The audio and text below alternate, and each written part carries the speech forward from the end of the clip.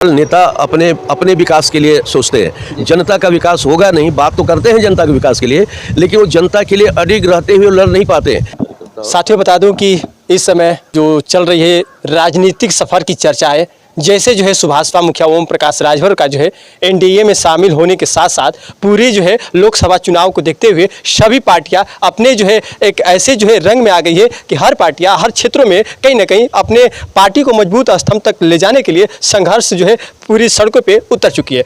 लेकिन आपको बता दूं कि हमारे सामने एक ऐसे शख्स हैं जो कई जो है ऐसे जगहों पे बहुत अहम जो है अपनी भूमिका निभाए, जनता के लिए अपनी आवाज़ को जो है जनता की आवाज़ को जो है उठाने के लिए सड़कों पे चलने का काम किया। आइए इनसे ही मुलाकात करते हैं, इनसे ही जानते हैं। सबसे पहले स्वागत है भी न्यूज़ इंडिया पे। मैं भी आपको धन्यवाद देता हूँ जी, सबसे पहले अपना परिचय बताइए जनता के बीच में। मेरा नाम राघवेंद्र कुमार है और मैं एक सामाजिक कार्यकर्ता भी हूँ और दूसरे मैं किसानों के आंदोलन में लगातार स्ट्रगल किया हूँ और आज भी अभी मैं संयुक्त किसान मोर्चा के तहत मैं काम कर रहा हूँ। आज भी कर रहे हैं। और इस समय देखा जाए तो राजनीतिक सफर में अब एक गठबंधन की चर्चाएं हो रही है और गठबंधन की बातें हर कोई जो है ये देखता है कि आखिरकार सुभाषपा मुखिया ओम प्रकाश राजभर वहीं बीजेपी के साथ गठबंधन, और कहीं ना कहीं ये समीकरण जो है कुछ लोकसभा चुनाव में कुछ मायने रखते हैं। आप लोग इसे किस नज़र से देखते हैं? देखिए, वो तो हर वक्त जो है सत्ताधारी पार्टी के साथ कुछ लोग जाते हैं और कुछ सत्ता के खिलाफ जो विपक्ष होता है एक साथ जाता है। और हम भी सहमत हैं इस देश की राजनीति में जिस तरीके से हमारे भारत के वर्तमान परिवेश में जो बाबा साहब भीमराव अंबेडकर ने लोकतांत्रिक संविधान को रखा, उस संविधान को कहीं ना कहीं हमारी वर्तमान सरकार उस संविधान को तहस नहस कर रही है। उस संविधान के दिए गए प्रदत्त अधिकारों को वो तोड़ रही है।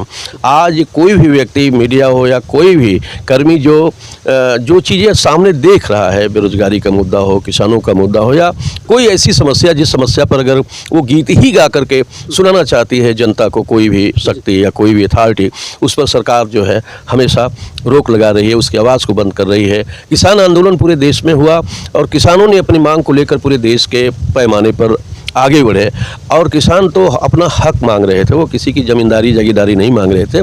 उस पर भी हमारी सरकार ने उनको किस तरीके से क्रश किया वो सामने है देश की जनता के सामने। इसलिए ऐसी परिस्थिति जो लोकतंत्र विरोधी कदम हो गया है, कहीं भी दुनिया में हो या भारत में हो, कोई भी राज्य सरकार अगर दमनकारी हो जाए या लोकतंत्र की धज्जी उड़ावे, जो लोकतांत्रिक अधिकार है उसी को प्रदान न करे, तो वो सरकार डिक्टेटर कही जाती है दुनिया के पैमाने पर। इसलिए हम आज जो हमारी सरकार है, हम सरकार के कदमों से सहमत नहीं हैं और ऐसी परिस्थिति में सरकार अगर दमनकारी हो गई है तो सरकार में को सत्ता में रहने का अधिकार नहीं है। और विपक्ष यदि एक होता है तो यह देश के लिए अच्छा कदम है।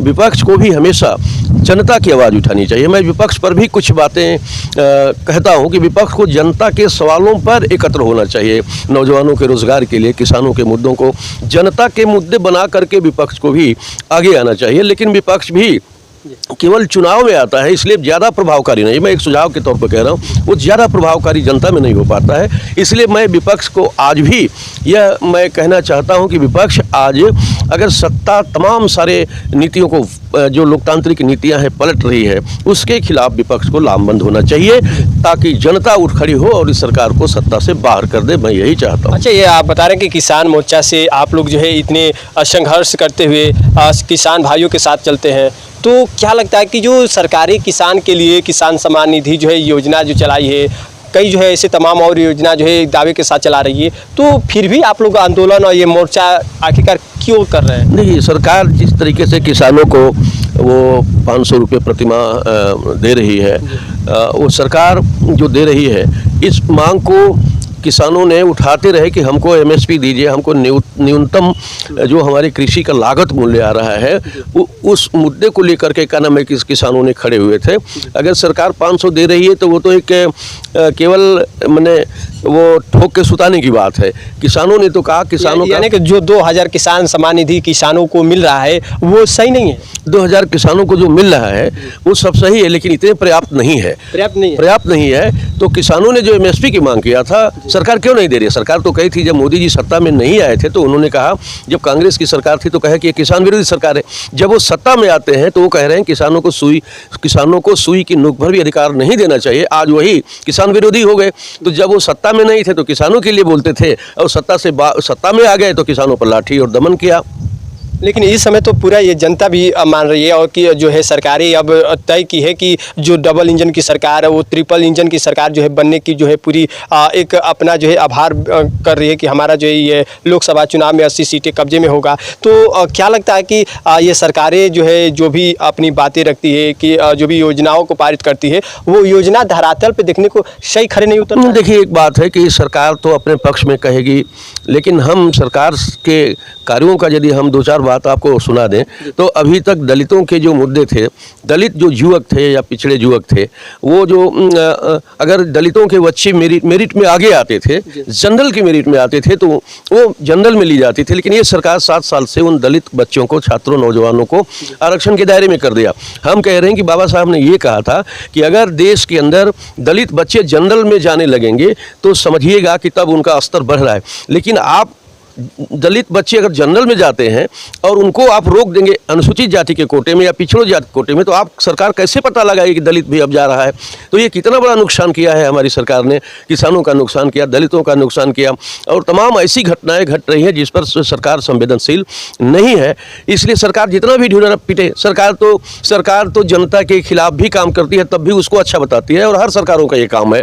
इसलिए सरकार जिस तरीके से कदम उठा रही है, किसानों के, मजदूरों के, नौजवानों को, मोदी जी ने कहा 2.5 करोड़ हम रोजगार देंगे, लेकिन उन्होंने आज तक कोई सरकारी, बल्कि आपसे एक बात मैंने बताना चाहता हूं कि बल्कि जितने सरकारी क्षेत्र थे वो सभी निजीकरण में ये सरकार बदल दिया। जिसको बाबा साहब ने कहा था कि हमारे देश के अंदर लोकतंत्र तभी कायम रहेगा जब देश के अंदर सभी तंत्र सरकार के नियंत्रण में हो और सरकार से संचालित हो। लेकिन अभी तो सरकार ने राष्ट्रीयकरण किया नहीं, तब तक निजीकरण ला दिया, तो निजीकरण से तो कारपोरेट को लाभ होगा। इसीलिए सरकार ने कारपोरेटों को 20 लाख करोड़ रुपया बिना, ये जनता का पैसा दे दिया उनके लिए, और जनता जो है गरीब गुरबा आदमी, उनके लिए रोजगार का कहीं ठिकाना नहीं है।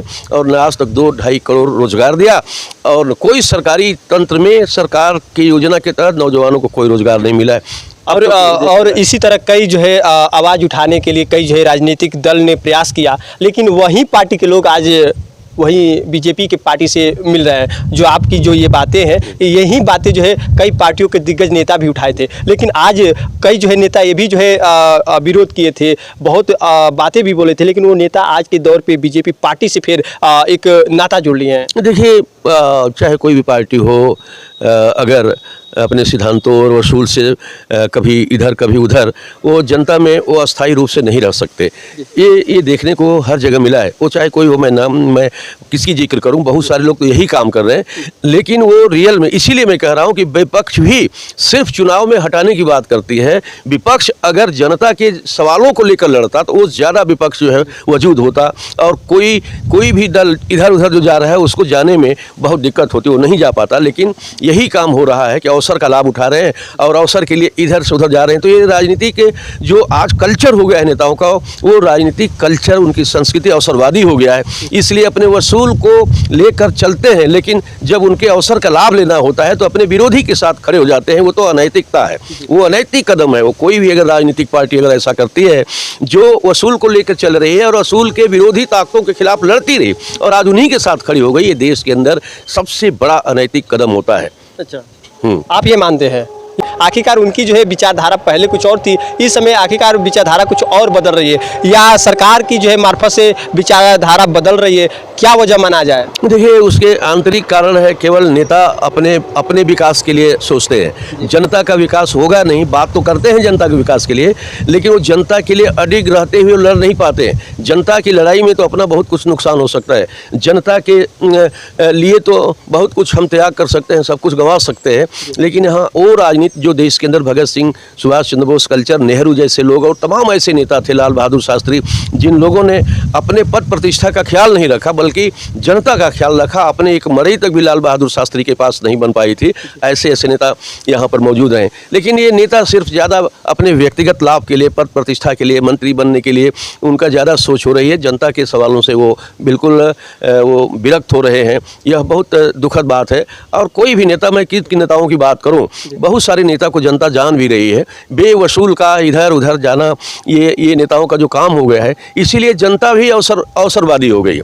और जनता अवसरवादी होना, ये नेताओं के अवसरवादी होने के कारण ही जनता भी अवसरवादी हो रही है कि उन्हीं के पीछे पीछे चली जा रही है। तो जनता तो दुखी है, अपने दुखों का निवारण करने के लिए वो पार्टी के साथ खड़ी होती है, लेकिन वो लोग जनता के निवारण न करके अपना निवारण में लगे हुए। इसलिए मंत्री बनना, अपने बेटे को अपने मंत्री बनना, बस यही अपना व्यक्तिगत स्वार्थ सिद्धि के लिए कहीं भी जा रहे हैं, यही असली कारण है। और एक और चीज़ बात है कि ये लोकसभा चुनाव को देखते हुए सब लोग ये चाहते हैं कि कहीं ना कहीं अपना बदलाव, और जो सरकारें जो धरातल पे कुछ कार्य नहीं करती है, तो कहीं ना कहीं उस सरकार को जो है दूसरे सरकार को लाने का विचार बनता है। लेकिन लोकसभा चुनाव को देखते हुए आप लोग किस सरकार को जो चाहते हैं कि अति उत्तम जो है धरातल पे कार्य को साबित कर सकता है?